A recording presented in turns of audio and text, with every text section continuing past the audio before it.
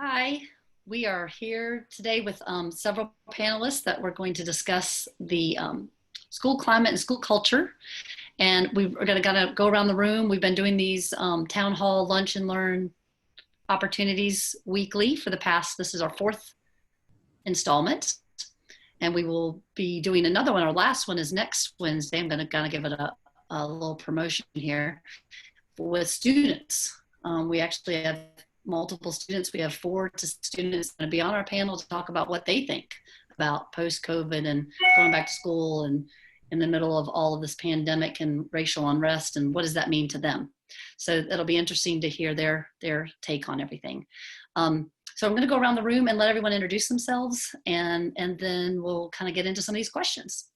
So first we have Quyen Young, and Quyen is the Student Services Specialist with the Virginia Department of Education. So I'll let you give your actual information. Yes, good morning. My name is Quyen Young, and I'm a Student Services Specialist with the Virginia Department of Education. And my responsibility is to support school social workers, particularly in addressing student social emotional health, mental wellness, and then another area that I'm also responsible for is school attendance. Very good. Thank you.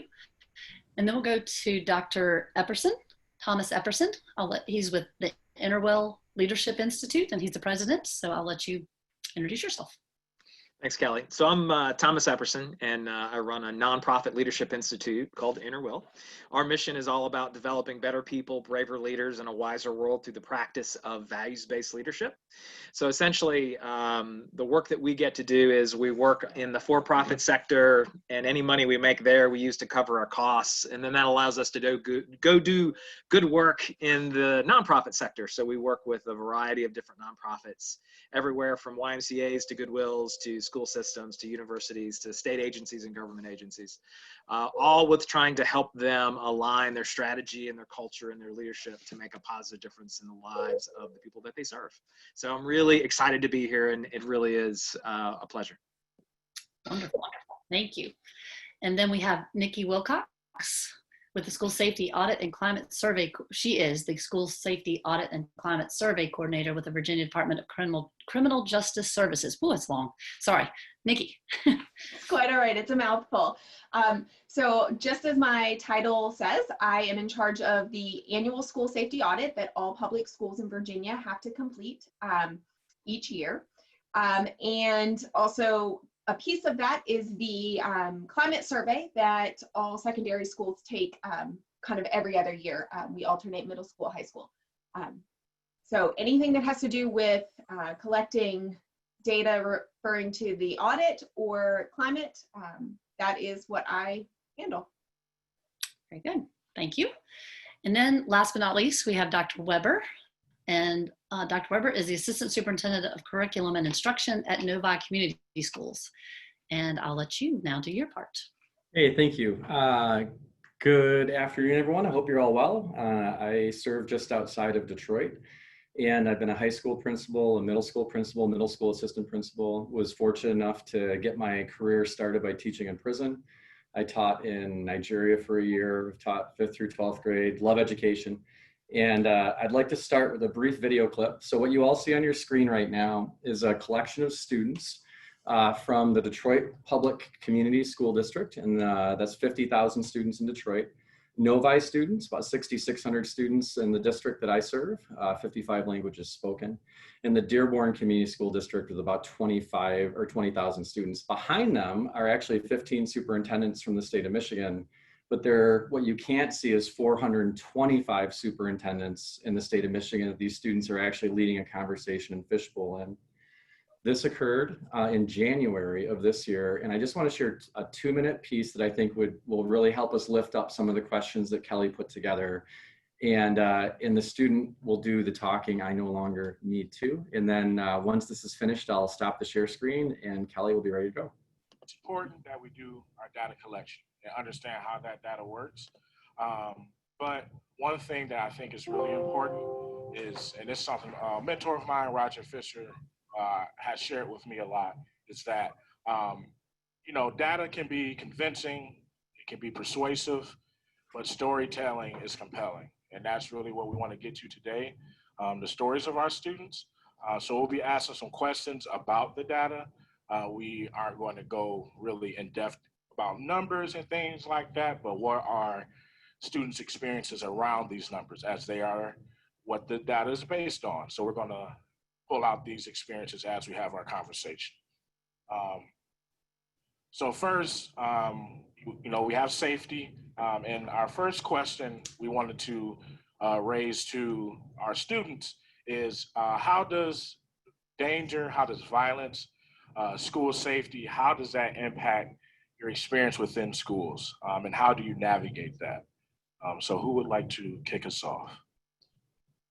So I come from a DPS district, meaning we have our own police. So students of color, they deal with police a lot different. And there's always a struggle there. There's always a conflict. And for a while, I was undocumented. So that was also a conflict with police. And parents, I know parents did a survey and they said they wanted more police, yet why would they want something that they're afraid of as much as their kids? And we just feel like they, instead of bringing us like a feeling of safeness, they bring a feeling of policing around, a feeling of violence, or a feeling that we can't do anything with them. So I feel like that with safety, there should be a different approach. There should be more, how is that called? Like workshops or more teaching with the adults on how to handle situations properly with kids and with students. And that could be like something that you guys would be able to help us with. So I was reading Gwen's body language there, and I'm really curious to see what she's thinking. But remember, this is January 26th. And now, after a pandemic, after incredible unrest across our country, our kids are going to be coming back to us. How are we going to prepare to engage our students and our staff in conversations that our students desperately need and want to have? So that's my little thing to kick it off. But I'm really curious, Gwen, you were nodding, like what's going on? Yes, so, I think she really said it very well, that from a safety perspective, we really need to look at how can we build environments that are supportive and feel safe. And that really speaks to addressing student social and emotional wellness rather than looking at punitive approaches. So even things like, if there's a disciplinary problem, to really look at using other approaches like restorative justice rather than taking a punitive approach. And then, on top of that, she made mention of workshops. I think that training or education for students as well as for staff around social emotional learning. So, the behavioral and emotional skills in terms of being aware of ourselves, aware of others, how to manage our emotions, and really building relationships and making responsible decisions. Those are really important skills that can help reduce conflicts and violence, and really be more preventative in terms of building a safe environment.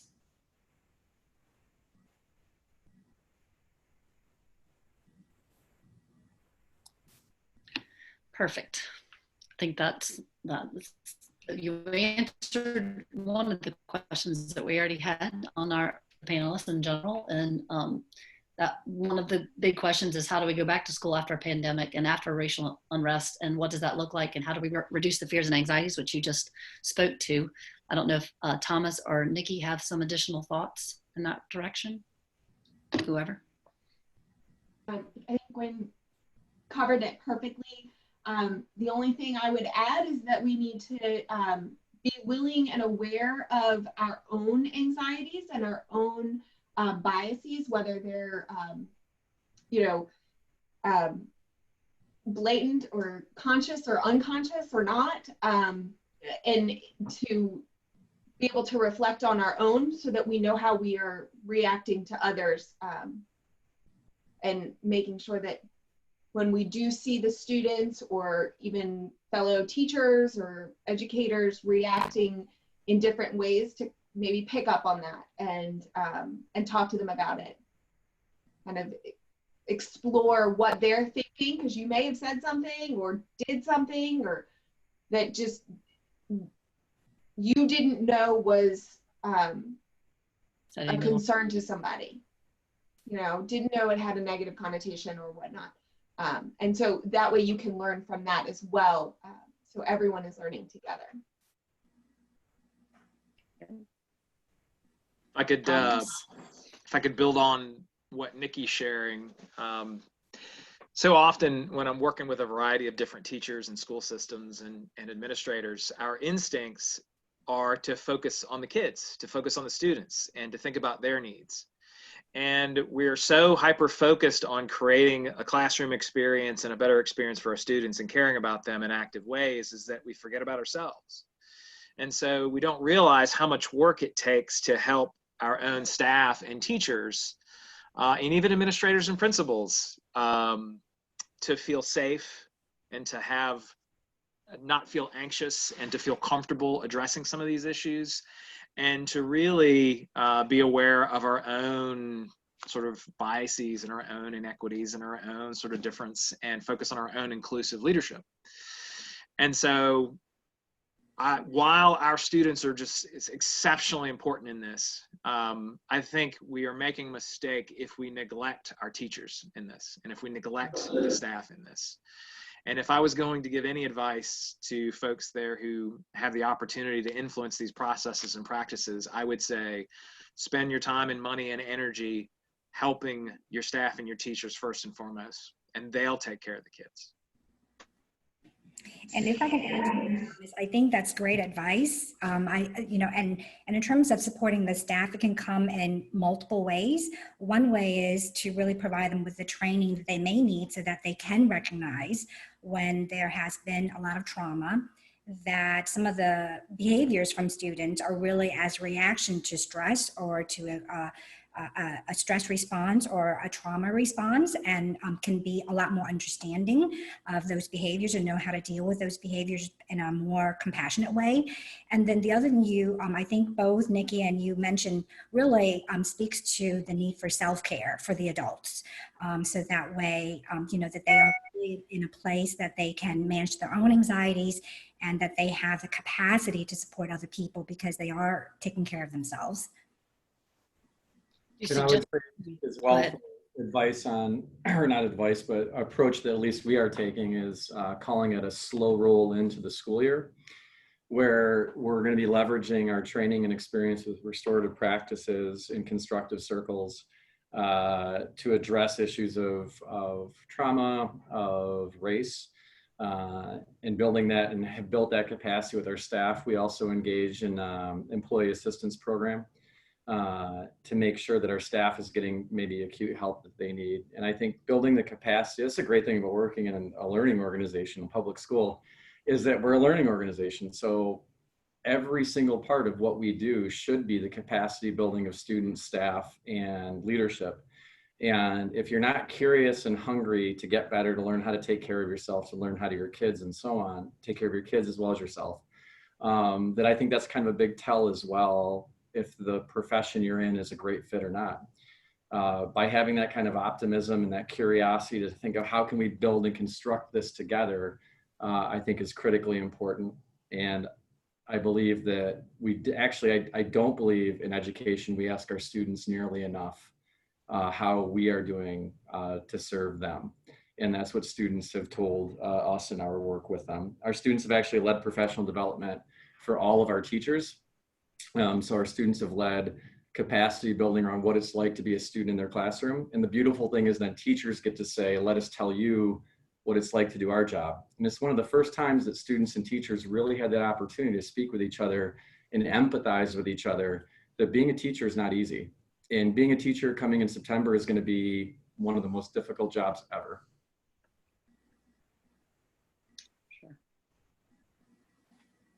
So since there's going to be a decent amount of potential hybrid learning and the community is going to be somewhat disconnected due to some of the choices that each community is going to be making, and they do vary across the state and across the nation, as to how that's going to be managed, how do you see ways to actually connect the community together in a cohesive way?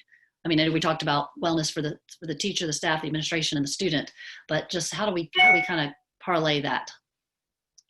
Anybody?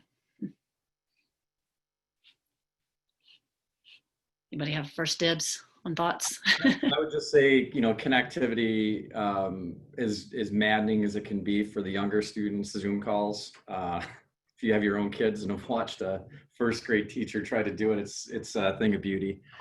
But I think, you know, Kelly, what you're asking is a question. I think the pause that all of us gave is just, I hope all of us being honest, like the very hardest part of the past 4 months for me has been a lack of connectivity with human beings. You know, Detroit was hit harder than almost anywhere in the beginning. I lost friends.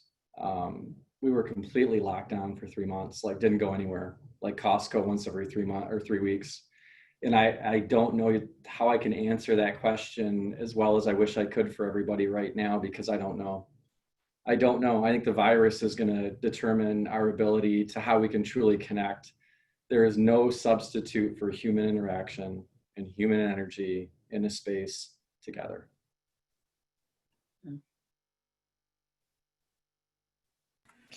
I think that in this environment, we all have to get a lot more creative and come up with new ways to make connections. I think the old way of doing it is not going to be sufficient. So, you know, we have to think out of the box a little bit and really be willing to try different things, especially for those students and families that we may be having difficult to reach, to not just rely on the old ways of doing business to make that connection with them. So, you know, you may have to really, you know, do things very differently, collaborate with community organizations or agencies to really help with other ways to reach out and be able to contact, even just making contact, much less building relationships and engaging the families and the students. So just being able to find ways to really make contact in a way that the families prefer, in a way that are culturally sensitive and linguistically sensitive to what their needs are, and how they may best receive that information or that contact. I guess that builds into the equity aspects too, because certain resources are not going to be available to everyone. And how do we maintain that and make sure that everyone's getting the right? We had our last discussion was on nutrition programs. We had also transportation, the hybrid learning with access to internet resources and Wi-Fi. There's a lot of those factors that have to be considered from an equitable perspective too, and not to call out any specific one person or group that isn't able to access some of those resources. So any thoughts on that? Well, I think maybe from a classroom standpoint, like a teacher standpoint, Gwen hit right on it. We've got to be more creative. So, you know, before I left education, I saw a lot of like international baccalaureate type of projects and programs where a class here in Virginia would collaborate with a class, you know, in a completely different country, excuse me, in Europe, on a project, and maybe taking those concepts and bringing them back just right into Virginia or your school again. But if you only have half your students one day and the other half another day, maybe a way for them to collaborate with each other, even though they're on different days. Things like that. Our students are incredibly tech savvy if they have access to technology.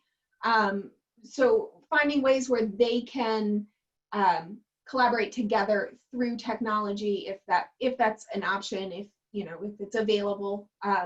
We've had you know, in this area, we've had buses drive around with Wi-Fi hotspots in them to try to get that internet out to those areas that don't have it as well. So just that creativity, I think, is huge. That's good. It feels like that resources are always going to be a challenge.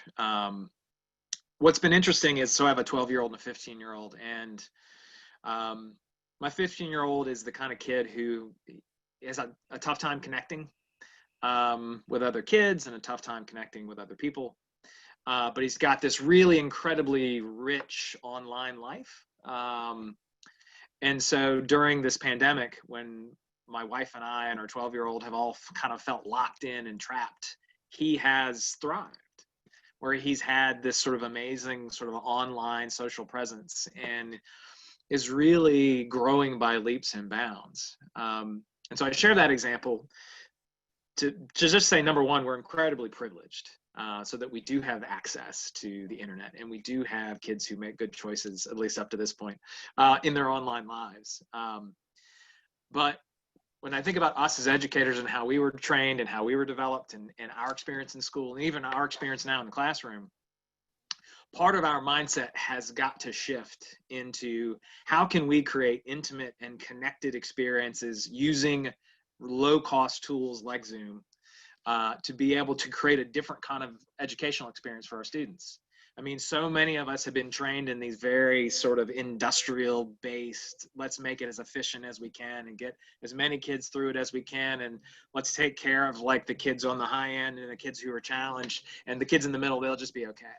And so how can we use tools like this to make education more intimate? And so to Gwen's point, Nikki's point, and Dr. Roberts' point is we're gonna have to be creative to do so. But step one in being creative is we've got to be willing to experiment and try some things and fail, learn from those experiments, and then innovate our practices.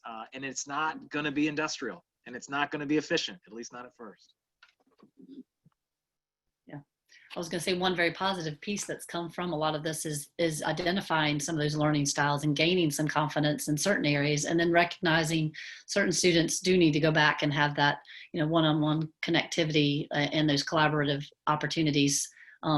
Because we all are very different learners, and being able to see this and this challenge has actually identified some of those pieces, which I think are positives. That's a positive to the COVID experience. So other things to consider.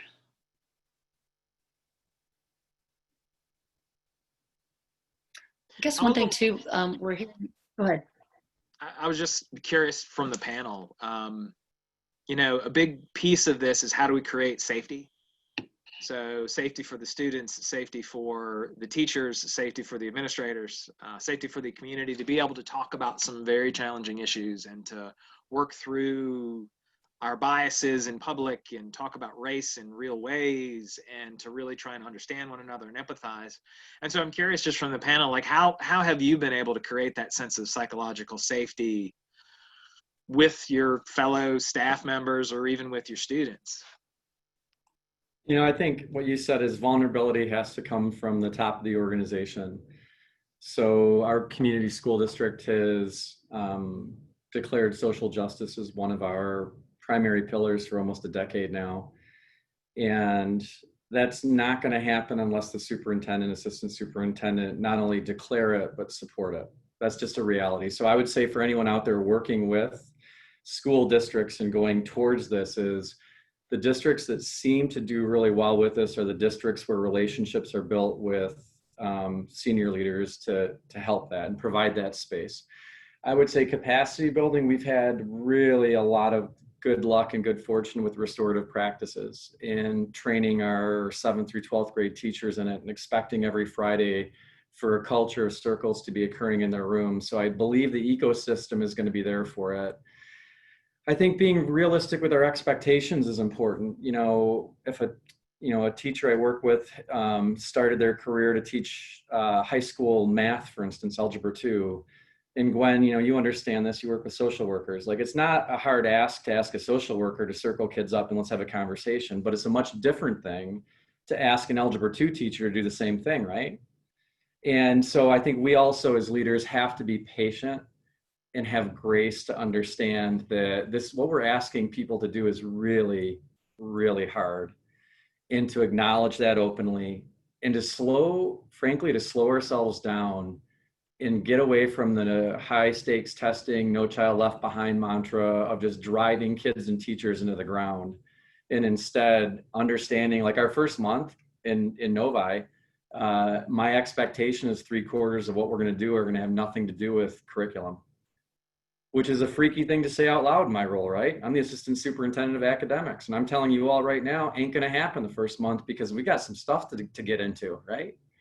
So I think grace and patience, but you said this before we got on the call, Thomas, like all the organizations you work with, the ones that you find the most joy and success in are those organizations where the leaders acknowledge that they have to lead and they have to be vulnerable.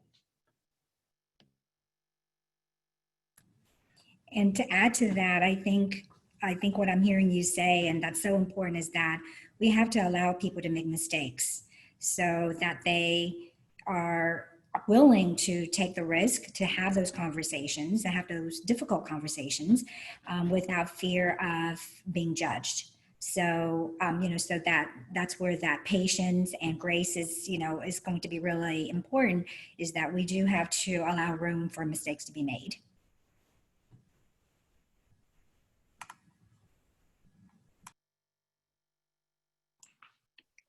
From a safety standpoint, I just have to kind of put a little different swing on some things and just make sure that we are not going full swing a different direction and ignoring our regular safety drills and things like that, and making sure that if we do have an alternative schedule, that we are getting all of our students to practice our safety drills, because unfortunately, just because we've had a pandemic, that doesn't mean that, there's not going to be a fire, or we're not going to have some other, natural disaster, which the way 2020 has been going, it's very likely. So, just keeping that piece in mind, and, I know that's more of a physical safety, but my personal belief is that the perceptions of safety are so much more powerful than any physical safety item. So like Gwen was saying at the beginning, it's that feeling of safety. Like the students were saying, they wanted that feeling of safety, and that comes from listening to each other and growing, Nikki, and learning from all of that. You're bringing something up that people like me, frankly, don't want to talk about, which is in the time of our school shootings and things like that, what protocols, Nikki, do we now engage in? Doors are shut all the time, right? Windows are shut all the time. So now you start to feel on the pandemic, well, gosh, I don't want kids touching door handles all the time. So we got to leave our doors open, and ventilation is critical. So let's keep windows open. And my school resource officers and my people who are working on security are like, RJ, what are you talking about? Like, so you're gonna just leave the school open for anyone to walk into and kill our kids? And I'm like, no, that's not what I'm saying. But you don't see a virus with an AR-15, right? And it's just, that is something that a lot of people who are academic or in my role really are not being honest with themselves about, right, Nikki? Is the fact that the reality, unfortunately, is the pandemic did not eradicate our nation's issues with gun violence. They're still very real. And how do we protect our staff, and how do we protect our kids?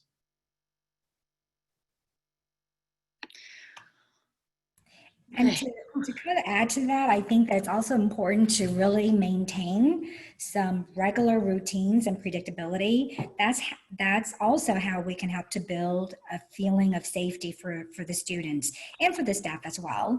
That, it may not be business as normal, and, it is a new normal, but that new normal does have to have some predictability and consistency around it. So building in very important practices or routines that we've, that still need to to take place from previously. That's really important. And I think the sense of community, I think that I've been to several seminars that discuss school safety, and while you can put those things in practice, if you don't build a sense of community and all of us caring for one another in the space and place that we are, that in itself does a world of good. So I think the ending comment, I think Thomas, Dr. Epperson, you want to say something, so I don't want to interrupt, but I was going to say, I think when we end this, my huge takeaway too is the grace with one another. But do you have something else you wanted to say? I did. It was just I had sort of this nightmarish sort of vision pop into my head thanks to Nikki. So thanks, Nikki. So early in the summer, my 12-year-old was on a Zoom call, and I walked by where he was sitting, and he's wearing a motorcycle helmet with the visor closed in front of a Zoom call. And so I can just imagine a time where in the days of COVID that's what it looks like. So how do we, it kind of goes back to Maslow's hierarchy of needs. Like, we're all in the human potential business, and how can we as teachers and administrators of school systems figure out like all those different barriers to having those kids self-actualize and reach their potential, and we just got to keep chipping away at it. Mm-hmm. Well, we have reached our mark. I don't know if there are some questions or anybody has anything else they would like to add as a final note or comment.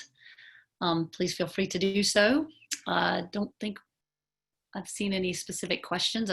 You guys all have had great dialogue, and I appreciate your time. And everyone that's listening, I appreciate your time as well.